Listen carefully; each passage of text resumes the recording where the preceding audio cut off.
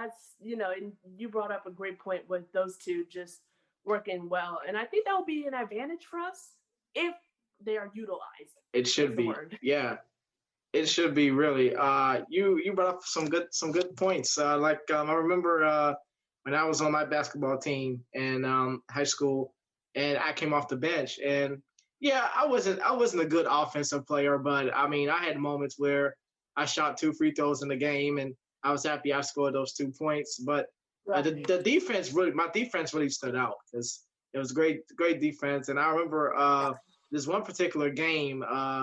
When I had to step in and play point guard for my friend, and we are playing a team foundation in Mhm. Maryland, and I didn't have the best game. I started at point guard position. I had a couple of assists for players. I didn't score in that game, but I had assists, and I was able to double team some players that was really getting us really bad. So I mean that's and every season we made the playoffs in our division. Every season we made it, whether we didn't win a game, whether we never won, whether we went 0-8, we still made the playoffs. We were ousted in the first round by our rivals, the other side of our school. So we had to Mm. admit defeat then. But we did the last year we won the championship. So that was pretty good. I really enjoyed that. And yeah, so the thing is now seeing what the NBA is going to do when it comes back. They're supposed to be coming back in January after the Lakers won the championship. The NBA is Okay. supposed to come back in January 18th. So with the COVID Okay. situation going on, I'm not sure if they'll get to play back in their home stadiums or whether they'll be playing in Orlando again like they did when the NBA restarted. But hopefully, Right. the commissioner of the NBA and the WNBA is trying to find out if the NBA WNBA can play in their home courts, but just without fans coming to the games.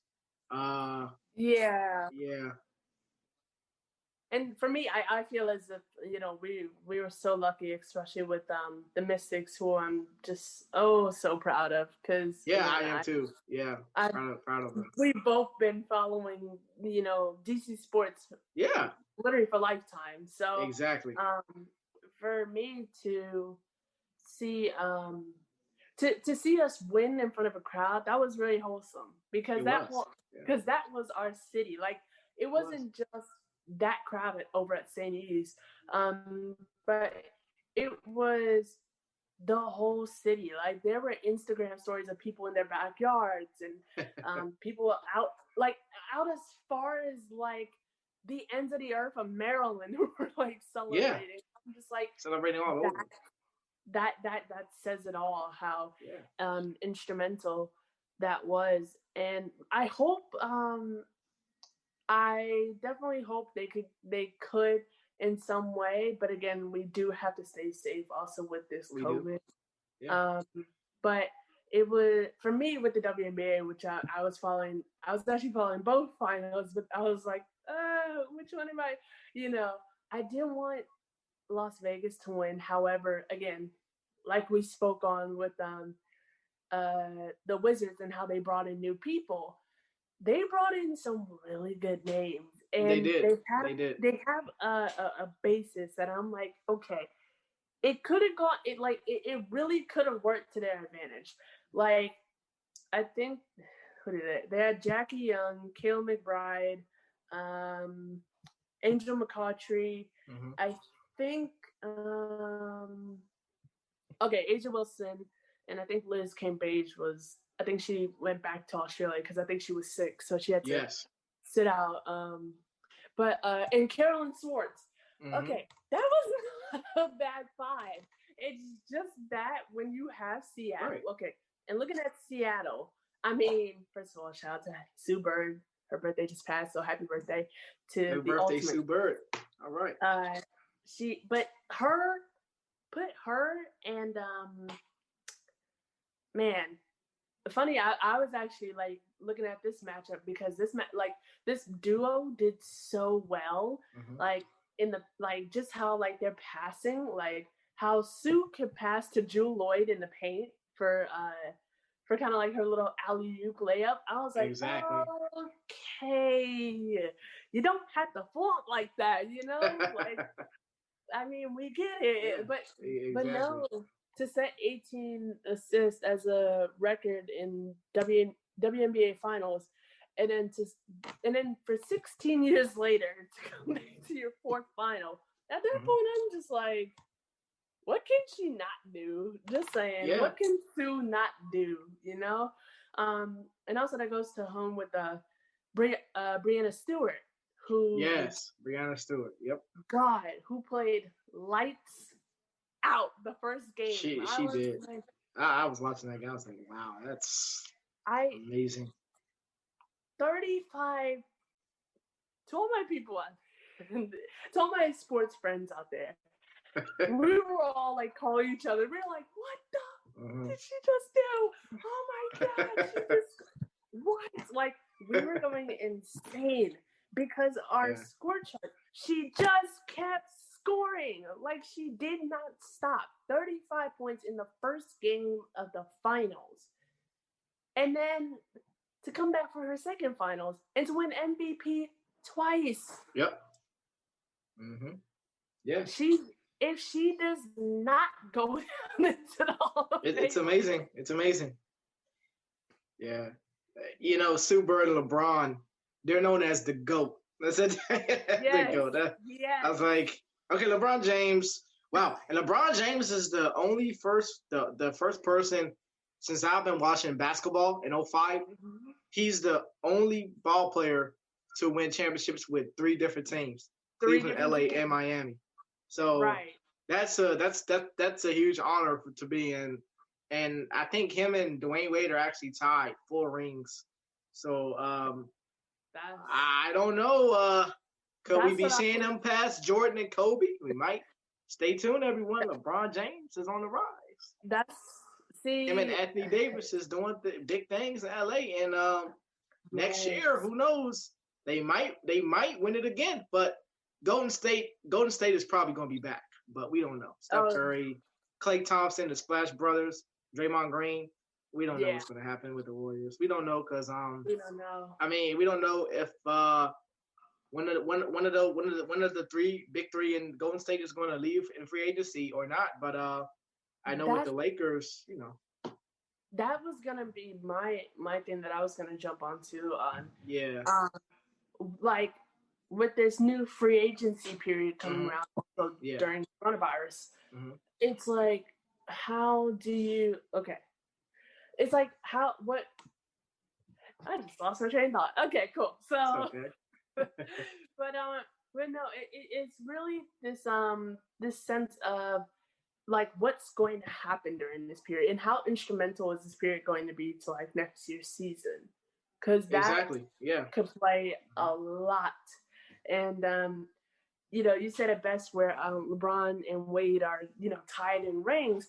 That just brought me up to the only person to win 5 rings in the WNBA is Rebecca Brunson, the forward who used to play for Minnesota. Nice. And funny, she's from this area, so cool. All right. From the city, hello.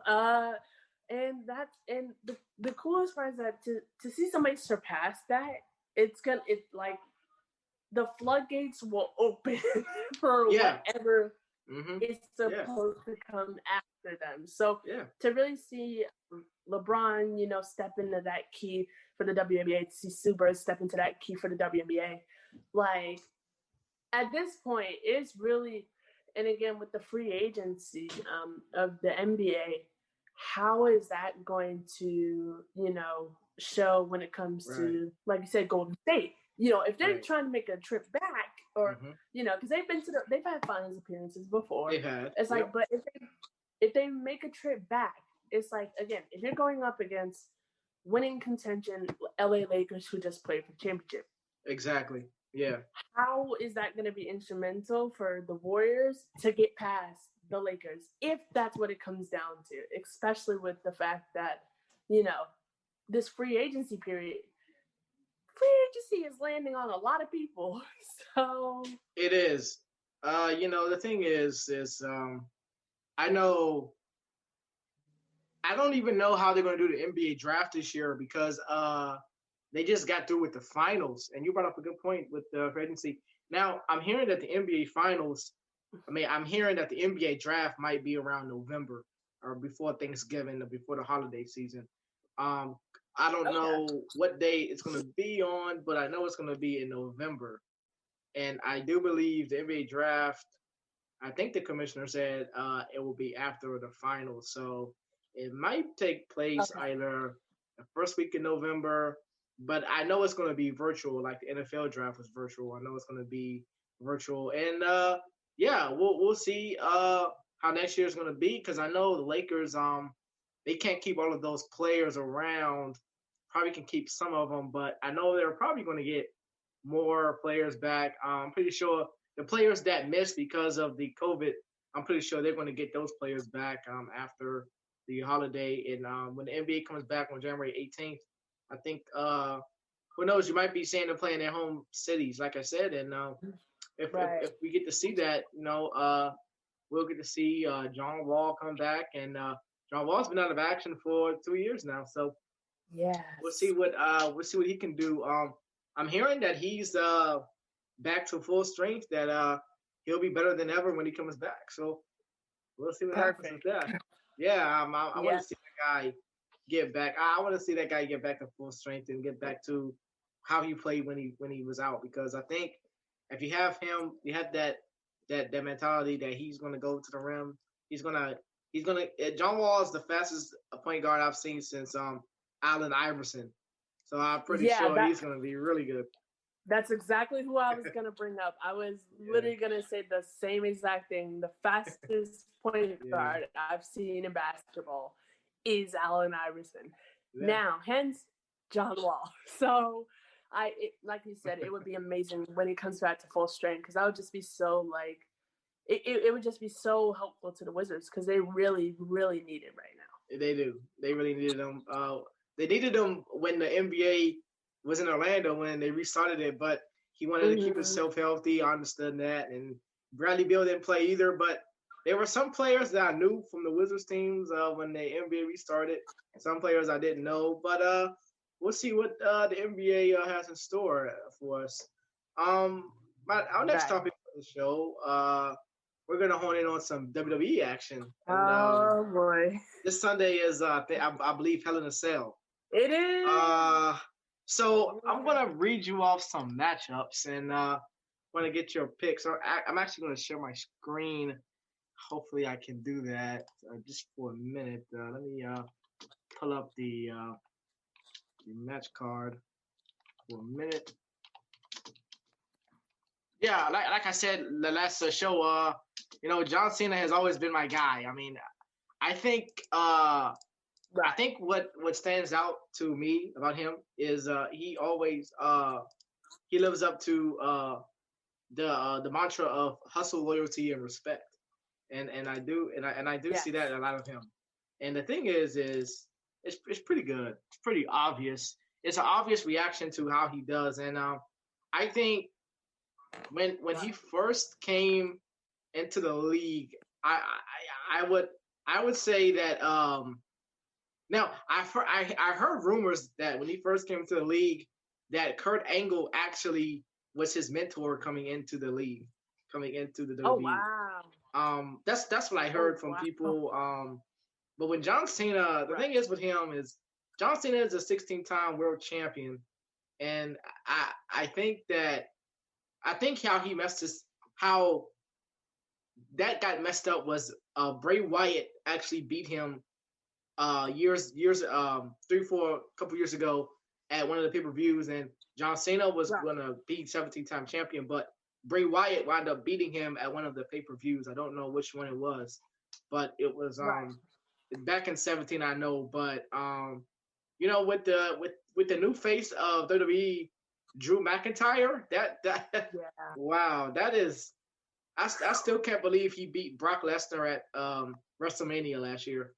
That was a brutal matchup that he had.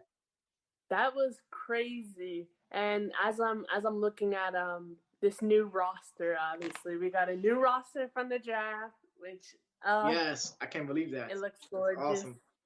Awesome. and to still see that Drew McIntyre will still, you know, stay as champion and Exactly.